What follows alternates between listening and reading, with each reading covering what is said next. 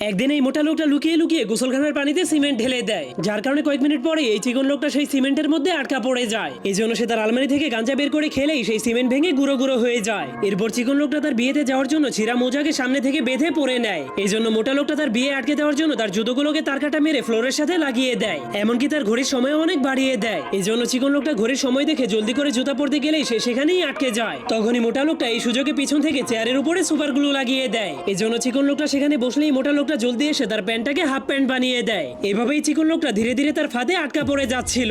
এমনকি মোটা লোকটা লুকিয়ে লুকিয়ে তার আয়নাতে ব্রাশ লাগিয়ে দেয়। এই জন্য চিকন লোকটা আয়নাতে নিজের চেহারা দেখার পর মনে করে তার দাড়িগুলো অনেক বড় হয়ে গিয়েছে। এই জন্য সে মেশিন দিয়ে তার দাড়িগুলোকে কাটতে গেলেই মোটা লোকটা খাম্বার উপরে উঠে কারেন্টের ভোল্টেজ বাড়িয়ে দেয়, যার কারণে মেশিনের স্পিড অনেক বেড়ে যাওয়ার কারণে তার বিয়ের পোশাকগুলো একদমই নষ্ট হয়ে যায়। তখন তার এই অবস্থা দেখে মোটা লোকটা তাকে নিয়ে মজা করতে শুরু করে দেয়। এই জন্য চিকন লোকটা অনেক রেগে তাকে মারতে গেলেই সে দেখতে পায় তার বিয়ের সময় হয়ে গিয়েছে। এই জন্য সে জলদি করে একটা ব্যারেল পরে